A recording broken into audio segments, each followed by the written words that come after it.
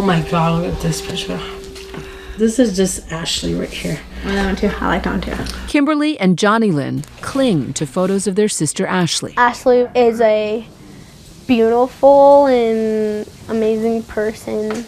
My inspiration, my protector, and my angel. Every time I think about my sister, I just think about her smile. Everybody wanted to talk to her. She was so beautiful and outgoing. Ashley knew no stranger. Ashley Loring HeavyRunner, a loving sister. His name again, what is it? Eugene Lee Manuel. A doting godmother. A star athlete in high school, known for her contagious smile. She excelled at college. She was also incredibly humble about it. Every time she'd, get a paper back and got a good grade, she'd say, "Really? I got an A?" or "Really? I got a B? Me?" Her bright future ahead of her until the tentacles of poverty, crime, and drug abuse that plague her home, Montana's vast and beautiful Blackfeet Nation, wrapped themselves around her. She told me she loved me and tried giving me a hug. I didn't give her a hug. And then she left through the door. And that was the last time I saw her. Authorities and family in Glacier County are continuing to search for Ashley Loring, also going by Ashley HeavyRunner. Ashley's case is just part of a hidden epidemic sweeping across huge swaths of North America. In Indian country, everybody knows somebody. A sister, an auntie, a mother that was murdered or went missing. This is our life. This is what we're born into. Savannah LaFontaine Graywin, who's 8 months pregnant, has gone missing. Olivia Lone Bear, who went missing October 25th in Newtown, Her North search Dakota. for Misty Upham led family to her body. Nearly 6,000 missing Indigenous women, yet less than 200 logged in the National Missing Persons Database. There is an epidemic of violence against Native women that just isn't being prosecuted and investigated effectively, and people are getting away with these crimes. There's so many bureaucratic cracks that Native women and girls are not just falling through, but actively pushed through.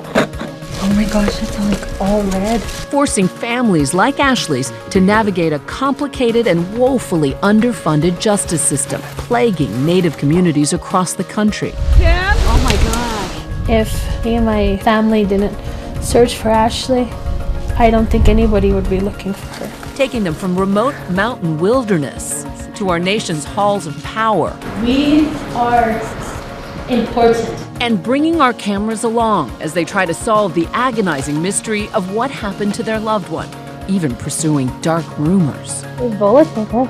They say that I killed Ashley, but I didn't. I was being framed for the disappearance of Ashley, and I made sure the feds knew they are covering up a murder.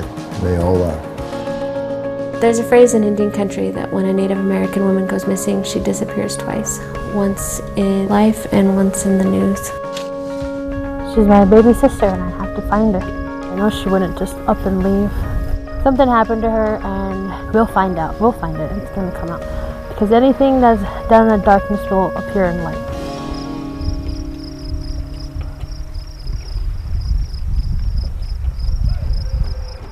Ashley grew up here on the remote Blackfeet Nation in northwest Montana.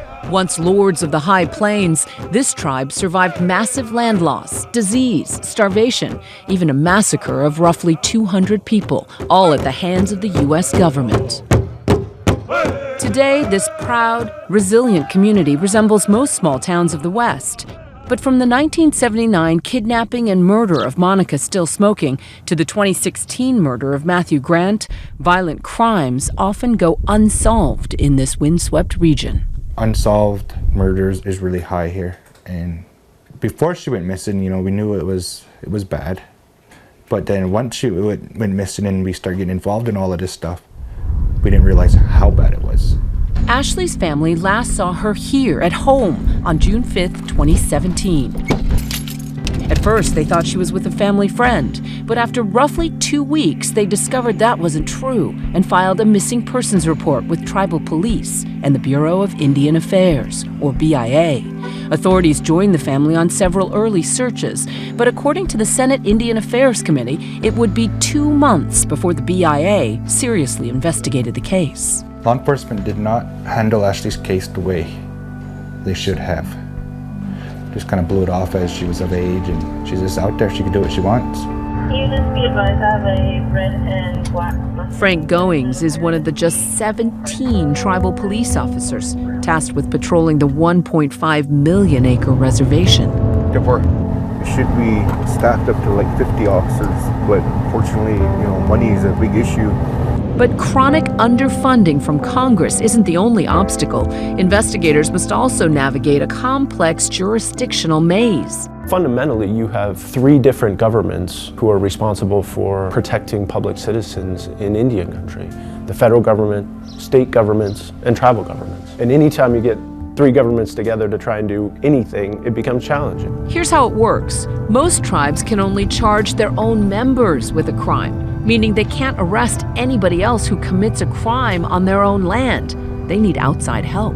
Like if I was to stop a non-member right now, I'd have to sit here and wait for that deputy to get here. What's more, most tribes are barred from charging anyone, even their own members, with major crimes. Those cases can only be handled by federal agencies like the BIA and FBI. And I'll be honest, it's frustrating, but that's just the way it is here. For a missing persons case like Ashley's, where time is precious, confusion over jurisdiction can hinder an investigation. And that can lead to either a lack of investigative resources committed by the part of the federal government, for example, or just further delay. Facing a justice system seemingly designed to fail, Ashley's family, led by her older sister Kimberly, scoured the immense reservation on their own, hoping to retrace Ashley's last known steps. Yeah, there's a lot of rumors going around. Said that they could have tied Ashley to a tree and let the animals get her.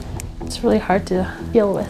If it wasn't for Kim, we wouldn't be where we're at now with her case. It's all her. Just weeks after Ashley went missing, Kimberly and a family friend discovered potential evidence near the desolate town of Bab, a pair of red-stained boots and a tattered sweater.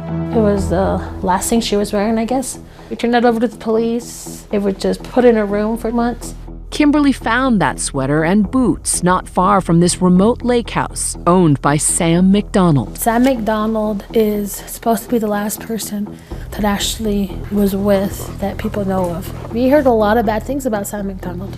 So how did a 20-year-old woman end up here at a lake house like this with an older man like Sam?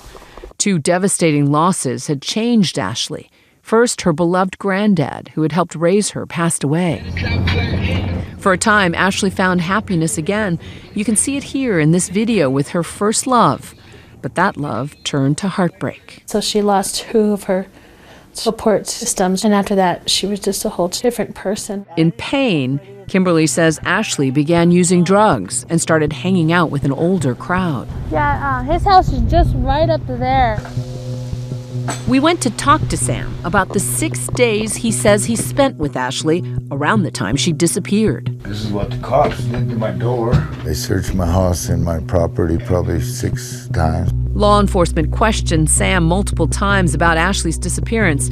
Sam admits he partied with Ashley and has been battling addiction for years. I got on the meth, brought me to the point of being at the bottom. I mean, it was fun. I partied, had a blast, I went with a lot of women. It just came down to where Ashley come up missing, and it's time to quit and find her. Somebody asked me one time, Sam, what's wrong with you? Why do you go out with these young girls? Is there something wrong with me? Why would a 20-year-old want to go out with a 55-year-old? Meth. Party? Like Dwight Yoakam says, pretty little girl and a jug of wine, that's what it takes to make a honk-tonk time? What's the difference? Sam claims the last time he saw Ashley was on the morning of June 11th, after she asked him to take her to this pull-off so that someone named V-Dog could pick her up. About that time, I leaned my chair back. We had been up for days, and just like that, I went to sleep. And when I woke up, she was gone. He claims he looked for Ashley, but couldn't find her. And I thought, well, she must have got a ride, V-Dog. Sam says he was later told that V-Dog is a nickname for this man, Paul Valenzuela, shown here being arrested on an illegal firearms charge in 2016. The family says Paul was seeing Ashley shortly before she disappeared, while he was still in a rocky marriage with this woman, Tashina Running Crane, also known as T. First it's Sam, then it's T, then it's Paul. It's back and forth. It's like they're playing with us. Paul filed for divorce from T roughly a month after Ashley disappeared.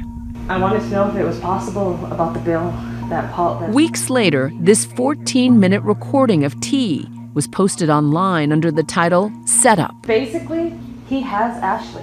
Everybody in this town knows it. In the recording, T claims she's being framed for Ashley's disappearance by Paul. The post was later taken down. Paul's trying to set me up. So you recorded that video? I did. I was blaming Paul. I was very upset with him because everybody was telling me it was Paul. When I finally sat him down and found out the truth, I told him I was sorry and everything for even thinking like that. T agreed to meet us in the fall of 2017 at a cafe. She claimed she'd been searching for Ashley, which the family denies. But she left the reservation to escape what she says are false accusations. They said that I killed her. They say that I caught my husband and her, but I didn't. Do you want to take it? No. Okay. Oh, it is my husband. During our interview, Paul calls T from prison. And maybe you can ask him. 3 months after Ashley vanished, he was incarcerated for a prior illegal gun conviction. This call is from an inmate at Washington Correction Center. Hi. I'm just at that interview right now. It's ABC. I'm on camera and everything, and they wanna talk to you. All right, bye. He's not down to talk. Oh. He's all like, I gotta go. I was like, okay, bye. T claims she had nothing to do with the disappearance, didn't even know about the affair until after Ashley vanished. However, during the early stages of the search for Ashley, T's husband sent text messages to Ashley's sister, alleging that his wife knew more than what she was saying. He said to talk to Tashina that she's not telling you everything. Oh my God. Well, that's shocking. I have no idea why he would say something like that. Is there something that you're not telling us about Paul? I don't know. No, I told you guys everything. I didn't even think he would say anything like that about me. Oh, I thought he was helping me on this. That's horrible. Oh. While serving time for that firearms conviction, Paul wrote us, promising he could bring us to who did all this to Ashley. Trust me, I'm the only one who can. But he'd only talk if we got him transferred to a different prison. We refused, and he declined to be interviewed. The FBI said the Bureau of Indian Affairs requested their help to find Ashley. The FBI took the lead on Ashley's case in February 2018, nearly 9 months since she first disappeared. I'm not racist or anything, but why do they jump all over trying to find a white person? When a native goes missing, they just look the other way, blow it off. When we come back, the family takes their cause to our nation's halls of power. There's something seriously wrong here. And Kimberly gets a surprise call from the FBI. I'll pick up on the body right here. Stay with us. The disappearance of 20-year-old Ashley Loring HeavyRunner shattered her younger sister, Johnny Lynn. This was my sister Ashley's room. After my sister went missing, I moved into her room. This is her graduation picture. That's her necklace right here. It feels really weird being in there by myself sometimes. I stay up all night, and when I do fall asleep, I wake up and I wait for her to come to the door. But she never does, so. For Ashley's older sister, Kimberly, her life has been consumed by a desperate search for answers. Sometimes I wish there's two of me, because I don't know what I'm doing sometimes. The family would celebrate Ashley's 21st birthday without her and march to mark the year anniversary of her disappearance. But then the family got permission to search a trailer Ashley had reportedly visited the summer she vanished. Law enforcement had already gone through it, but the skeptical family wanted to look for themselves. It felt really weird to be in that house. Yeah, it's pretty thick. almost too thick to be hair. Right there, see how discolored it is? Does it look like it could be dry blood? Yeah. Oh my gosh. Oh my gosh, it's like all red. The family bags the carpet for law enforcement, just like they did the tattered sweater and boots from last summer's searches. I don't know if it's going to ever get tested because we also tried to do it with the sweater. And we're still waiting a whole year for that sweater to be tested. Despite it all, Kimberly's determination never wavers, even testifying before the Senate Indian Affairs Committee.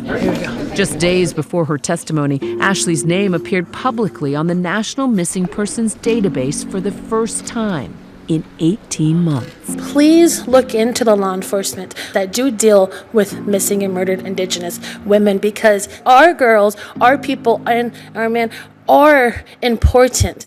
The day after Kimberly's testimony, she got a surprise call. She was just hysterical, and she said, the FBI called, they found human remains. It's too early to tell whether or not this body that was found is of Ashley. I'll pick it from the body right here. Jenna and Justin, Ashley's aunt and uncle, went to the site where the remains were found. Did you see anything? You don't want it to be her, but then you want it to be her because, you know, you want peace. We just want her home. You know, we want it to end. It's literally a nightmare that we have to live. Every day. Every single day. But the lead was false. The body turned out to be decades old. Yet another crushing moment for this family. It was a very hard day that day. And I hope that they laid that man to rest. And I hope that we will get our closure soon. Even if it's Ashley being laid to rest. But what we really want is to her to open that door and come through it. 6 months later, the family approaches 2 years without Ashley. Her absence, perhaps most painful for her baby sister. I'm just really nervous. Johnny Lynn is set to earn her high school diploma, a day she had long planned to celebrate with Ashley. She's not even gonna be here. She'd always tell me, you better graduate, Johnny. I was like, I know I will. Johnny Lynn spends most of her own ceremony in tears. I didn't want to look into the crowd because, then I wouldn't, see my sister there. Johnny Lynn and Loring. But by the time she takes the stage, she's all smiles. A bittersweet step forward for a family on the front lines of a hidden crisis. Even though it's been 2 years, it's still new to us because this is not our life. This is not normal to us. No matter what it takes, we're going to keep looking for Ashley.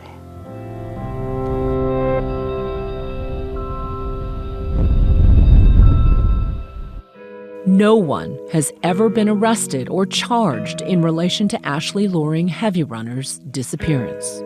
The BIA and FBI both declined to be interviewed for this report, but a BIA spokesperson wrote to ABC News claiming the agency had conducted 60 interviews and 6 searches for Ashley, stating their personnel take all of their investigations seriously. An FBI spokesperson wrote, "It investigates all appropriate matters, regardless of age, race, and gender.